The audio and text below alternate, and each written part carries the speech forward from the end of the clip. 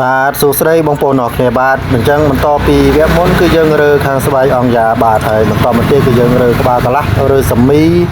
និងរើម៉ាស៊ីនទាំងអស់បងប្អូនទាំងអស់គ្នាបាទម៉ូតូនេះគឺរើម៉ាស៊ីនទាំងអស់បាទអញ្ចឹងយើងដោះឆ្នាំងអាយ៉ាឲ្យស្លាស់មកដើម្បីដោះក្បាលកន្លះដោះសាមីចេញពីស្រួលបងប្អូនអរគ្នាបាទហើយបន្តមកទៀតគឺយើង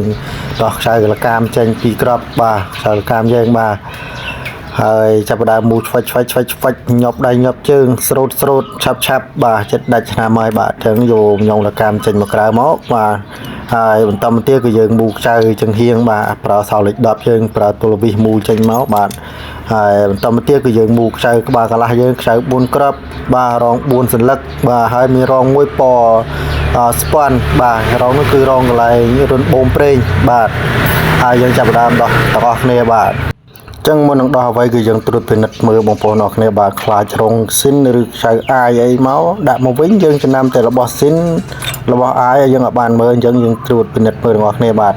តបយើងដោះខ្សៅ4រួចអស់ហើយយើងដោះក្បាលកន្លះចេញមកក្រៅបាទក្បាលកន្លះនេះគឺរៀងស្អិតទីបងប្អូនអរគ្នាបាទដោយសារចរឹងមួយនោះទឹកដីវាស្នឹមទៅយើងដោះមកវាតឹងរបស់បាទហើយបន្តមកទៀតយើងចាប់ផ្ដើមដោះខ្សៅកង់ត្រូបាទខ្សែកង់ត្រូគឺកង់ត្រូខាងក្នុងសម្រាប់ត្រូច្បាក់លកាមបាទគឺនៅប្រឡោះកដាលច្បាក់លកាមបាទហើយបន្តមកទៀតគឺយើងដោះខ្សែលេខ10បាទគល់សាមីហ្នឹងបាទបន្តមកទៀតយើងគោះវាចេញមកបាទព្រោះអីវាជាប់ដីស្នឹមយើងដោះល្មមមិនចេញទេតើយើងគោះបាទមកវាចេញចឹងចាប់ផ្ដើមដោះមកចេញមកក្រៅហើយបងប្អូនអរគ្នាបាទហើយនេះបាទគឺរយោនេះនៅកណ្ដាលហ្នឹងគេហៅថាកង់ត្រូបាទបន្តមកគឺយើងដោះចិញ្ចៀនអាប៊ីស្តុងចេញមកបើយើងអត់ដោះចិញ្ចៀនទេគឺយកអាប៊ីស្តុងអត់ចេញទេបាទអញ្ចឹងយើងដោះចិញ្ចៀនចេញមកបាទរុញអាប៊ីស្តុងបានជួយចេញកើតបាទលើឃើញណាបងប្អូនមកគ្នាបាទតើយើងជួយចេញហ្នឹងបង្កើតបាទអាប៊ីស្តុងនេះគឺសឹកខ្លាំងហើយបាទគឺសឹកខ្លាំងបាទហើយបន្តមកគឺយើងដោះចង្កឹះលេខដល់ឲ្យចេញមកដើម្បីដោះគ្របប្រឡងខ្សែគ្របប្រឡងមាន3គ្រាប់បាទគឺខាងលើ1គ្រាប់ខាងក្រោម2គ្រាប់បាទយើងចាប់ផ្ដើមដោះចេញមកក្រៅដើម្បីយកប្រឡងចេញដើម្បីដោះចានភ្លើងបាទឥឡូវយើងចាប់ផ្ដើមយកចេញមកហើយបាទ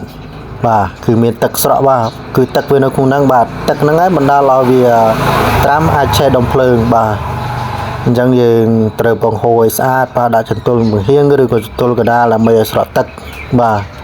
តែចន្ទុលកដាលគឺទឹកស្រង់មកអស់ហើយបងប្អូនអរគ្នាបាទកាលណាស្ទះរួនហ្នឹងគឺទឹកអត់ហូរដែរបាទឥឡូវយើងចាប់ផ្ដើមដោះប្រឡងចេញទាំងអស់គ្នាបាទយើងប្រើសោទំនើបតិចបាទដើម្បីដោះប្រឡងចេញបាទហើយយើងស្គើរងស្គើអីរួចរាល់អស់ហើយយើងចាប់ផ្ដើមយកសោបាទយកសោកៅប្រឡងយើងយកដាក់ចូលមកដើម្បីកៅយកប្រឡងចេញបាទកៅប្រឡងចេញគឺដើម្បី